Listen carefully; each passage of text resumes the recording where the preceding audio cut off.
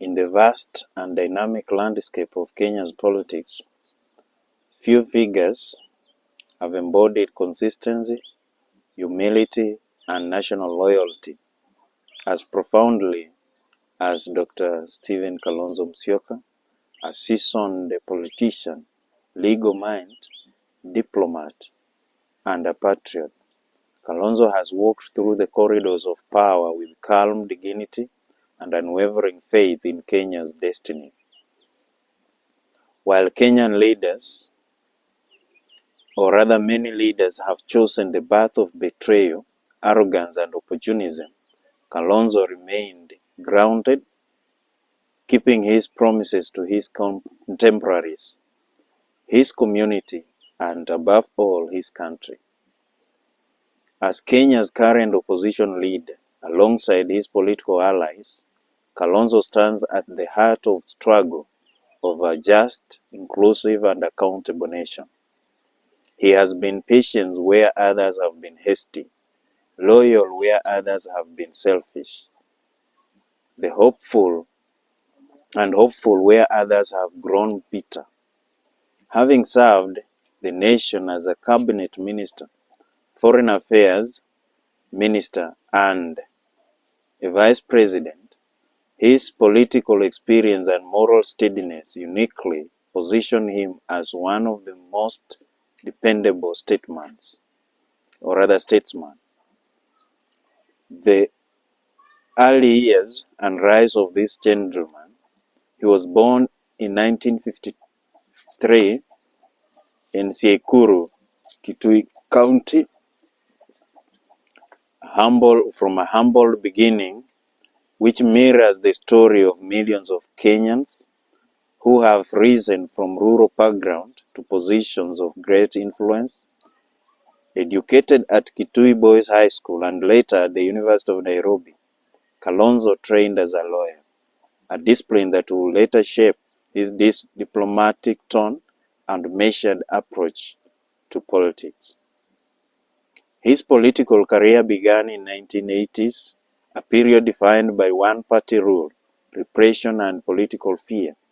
Elected to parliament for the first time in 1985 under the Kanu regime, Kalonzo quickly established himself as a voice of reason, respectful yet firm, principled yet pragmatic, and like many who chose aggression to make their mark, Kalonzo chose dialogue. He believed in persuasion rather than provocation, in patience rather than populism. His rise through the political hierarchy was steady and disciplined. Over the years, he has served in various capacities like 1. Minister of Education and Human Resource Development, where he advocated youth empowerment and the expansion of educational opportunities. Then 2. Minister for Foreign Affairs, where he shone as a respected diplomat, helping position Kenya as a peace broker in the regional conflicts. Then Vice President of the Republic of Kenya in 2008 and 2013, during one of the most delicate periods of Kenya's political history. Throughout these roles, Kalonzo maintained his signature demeanor, calm, consultative, and always guided by principle. In an era where political loyalty in Kenya is often short-lived, Kalonzo Musyoka stands out to be a rare breed. His reputation as a promise keeper is not born out of convenience but out of conviction. When he gave his word, he honors it, whether or not it brings him immediate political reward. Over the years, he has forged political alliances with the leaders across divide, like from Mwai Kibaki to Raila Odinga, from Daniel Arap Moi to Uhuru Kenyatta, always guided by what he believes to be the Kenya's best interest. Critics have sometimes mistaken his loyalty and humility for weakness, Yet history repeatedly shows that his quiet consistency has given stability to volatile moments of the Kenyan's politics. In 2008, amid the chaos of post-election violence, Kalonzo accepted the role of vice president, not out of greed, but to help restore calm. His decision, though controversial to some, helped stabilize the nation when Kenya was bleeding. While others sought to revenge or power, Kalonzo chose peace. That act alone revealed the depth of his patriotism. His moral compass has always pointed toward unity and dialogue. He refuses to build his success on hatred or division. For decades, he has been called upon to mediate political disputes and reconcile warring fractions both within Kenya and in the wider East African region. Kenya's democracy has undergone turbulent waves, from the oppressive single-party era of the 1980s to the pluralistic but contentious politics of the 2000s. Kalonzo Musyoka has been part of every stage of that journey. He has seen Kenya at its best and at its worst. As Foreign Affairs Minister, he was instrumental in mediating peace efforts in Sudan and Somalia. His diplomacy earned him intellectual and international respect, proving that Kenya could offer leadership in regional peace building. As a vice president, Kalonzo stood for unity at a time when Kenya's social fabric was torn along ethnic lines. His voice was one of reconciliation, insisting that Kenya diversity should be a source of strength, not conflict. In his later years in opposition politics, Kalonzo has maintained his belief that democracy must be people-centered and guided by law. He has resisted temptations to use populism or incitement as tools of relevance. Instead, he continues to advocate for constitutionalism, peace, and fairness. A man who keeps his word. The hallmark of Kalonzo Musyoka's political life is fidelity to his word. He has remained true to his political partners, to his supporters, and to his conscience. In the political environment where betrayal and opportunism are often the currents of survival, Kalonzo's loyalty is refreshing. When he commits to an alliance, he stays in it, even when personal gain might lie elsewhere. He has stood by his coalition partners in times of difficulty and refused to be swayed by short-term political calculations. This discipline has earned him both respect and trust even from opponents. Within the Azimio la Umoja coalition, Kalonzo has emerged as one of the most dependable allies of the late Right Honorable Raila Odinga. Remaining steadfast in pursuit of electoral justice, democracy, and good governance, he believes that Kenya's progress depends not on tribal arithmetic, but on a shared vision. This faithfulness to political partners underscores his moral strength, a quality rare in modern politics. Then a nationalist and a bridge builder, Kalonzo Musyoka has never been a tribal leader. Though profound in his campus heritage, he always positioned himself as a national leader. Embracing people from all communities, his political language is inclusive, his tone unifying, and his philosophy anchored on peace. While some leaders thrive by dividing Kenyans alongside ethnic lines, Kalonzo's message has consistently been one of the national reconciliation and a shared prosperity. He believes that Kenya's greatness can only be achieved when no community feels left behind. During his tenure as vice president, he worked to ensure equitable development and inclusion, traveling widely across the country and supporting initiatives beyond his native eastern region. He is one of the few politicians who can comfortably visit any part of Kenya without hostility because he carries no baggage of hate politics.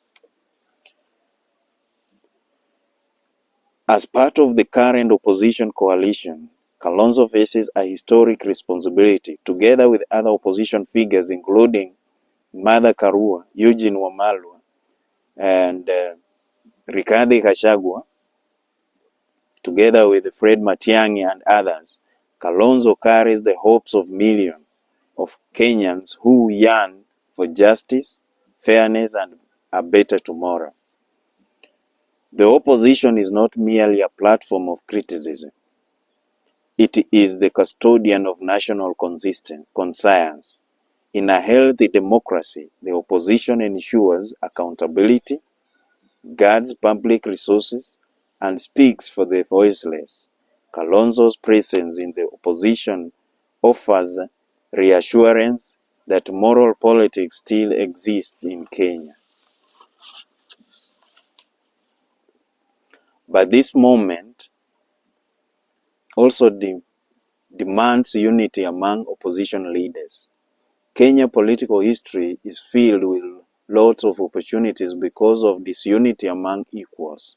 Kalonzo and his colleagues must therefore work towards one flag bearer, one vision and one mission to deliver Kenya from inequality, corruption and impunity. Kalonzo's patience, humility and diplomatic temperament make him an ideal bridge builder among his peers. He is capable of mediating alliances without arrogance, forging consensus without coercion, and inspiring hope without false promises. And what makes him different? Many Kenyans admire Kalonzo not just for his political longevity, but also for his personal discipline. In a political world often characterized by insults, lies, and scandals, Kalonzo has kept his record clean. He carries himself with humility and respect, rarely engaging in character assassination and hate speech. His nickname, the gentleman of Kenya's politics, is not accidental. It reflects his nature, a leader who listens more than he speaks, who respects even those who disagree with him, and who believes that power should serve, not enslave. He does not shout to be heard. His calm presence commands respect. He does not fight for attention. His action earns admiration. This kind of leadership is what Kenya desperately needs, especially in a time when politics has become noisy, chaotic, and often divisive. A vision for the future? Kalonzo Musyoka's vision for Kenya is rooted in unity, justice, and prosperity for all. His envisions a nation where leadership is not a preserve of the few families or tribes, but a shared opportunity for all citizens. His belief in devolution, education and youth empowerment, and anti-corruption reforms forms a cornerstone of his political philosophy. He has often stated that Kenya's destiny lies in strengthening institutions, not personalities. He believes that the rule of law must be sacred, the public service must be honorable, and the leadership must reflect compassion, not greed. If given opportunity to serve again at the highest level, Kalonzo Musyoka's priority will likely be national healing. restoring faith in government, revitalizing economic opportunities, and renewing moral governance. He has the experience, the temperament, and the credibility to lead such transformation. Lessons from his past as a minister and a diplomat. During his tenure as a minister for Foreign Affairs, Kalonzo was instrumental in positioning Kenya as a peace mediator. He played key roles in Sudan peace process and Somalia reconciliation efforts. His negotiation skills earned him international recognition, confirming his ability to handle complex issues with diplomacy and composure. As Vice President serving, Kalonzo helped steer Kenya through one of the most challenging political transitions. His calm leadership during the Grand Coalition government contributed to relative stability, allowing the nation to recover from devastating post-election crises. He demonstrated that political maturity is not about winning every argument, but about knowing when to prioritize peace over pride. An opposition leader.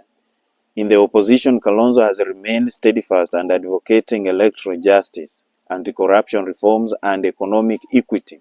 He has never wavered in his belief that Kenya can be better, not through bitterness, but through truth and justice. His call for dialogue, constitutional reforms, and fair governance shows a man focused on long-term solutions rather than political theatrics. Why Kenya still needs Kalonzo? Kenya's political failure demands leaders who combine experience with moral conviction, leaders who can rise above tribal politics, embrace inclusivity, and heal divisions. Kalonzo fits that profile. He represents the generation of statesmen who value integrity over wealth, patience over pride, and serve over self-interest. In a political climate often driven by propaganda and populism, his calm reason offers stability. The future of Kenya's democracy will depend on leaders who can negotiate unity among diverse communities, uphold the Constitution, and protect public trust. Kalonzo Musyoka has proven that he can be such a leader. His potential as a flag bearer for the opposition is not just about seniority, but about credibility. He commands respect across the political spectrum and can appeal to Kenyans beyond tribal boundaries. How he and his colleagues can do it better.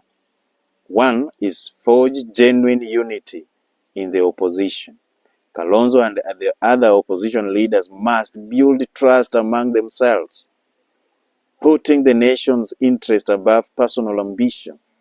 Unity is strength, division is political death. 2. Focus on policy, not personality. The opposition should champion real issues: cost of living, corruption, unemployment, healthcare, instead of endless political rhetoric. Kenya wants solutions, not slogans.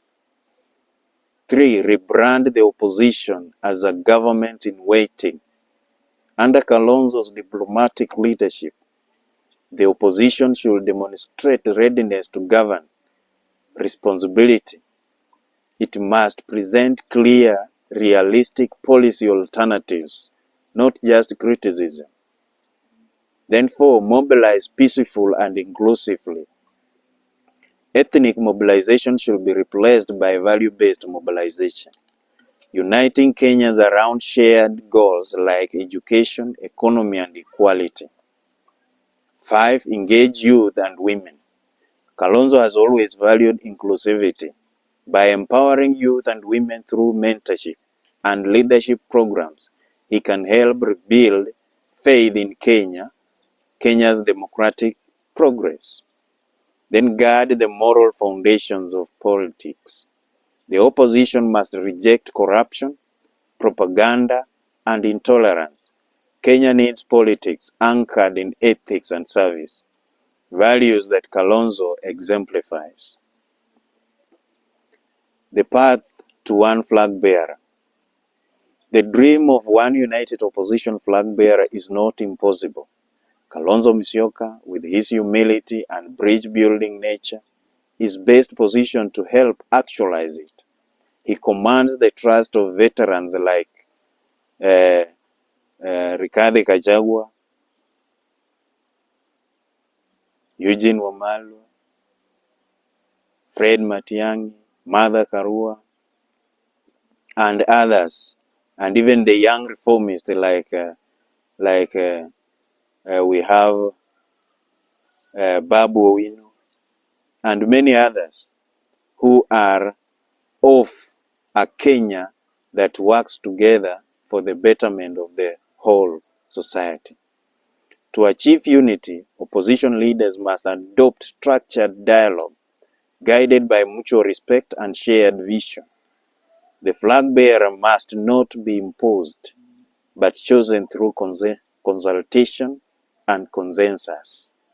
Kalonzo's record of patience and diplomacy can make this possible.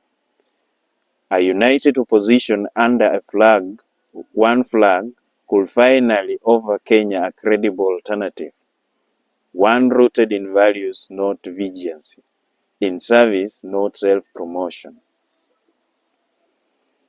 Kenyans must look beyond the noise of politics and focus on character, integrity, and results. Kalonzo Musyoka, among others, represent a generation of leaders who believe that politics is service, not self-enrichment. Citizens should judge leaders not by tribal affiliation, but by track record and moral standing. Kenya cannot afford to keep recycling opportunists by principled leaders when principled leaders still stand ready to serve. It is time to honor those who have proven consistent, those who keep promises, value unity, and put Kenya above personal gain. Kalonzo is one such a leader. Not just him, but others are there, but he is among the best. Kalonzo Musyoka's political journey is one of patience, principle, and perseverance. He has weathered storms without bitterness, pursued unity without pride, and served Kenya with integrity. His humility, loyalty, and statesmanship make him a model of what a true leadership should be. As Kenya continues to struggle with the challenges of corruption, division, and poor governance, leaders like Musyoka offer hope that politics can still be decent, that promises can still be kept, and that service to the nation can still be honorable. The opposition must now rise beyond the slogans and stand united, guided by shared purpose. And if ever there was a time for Kenya to rediscover moral leadership, that time is now.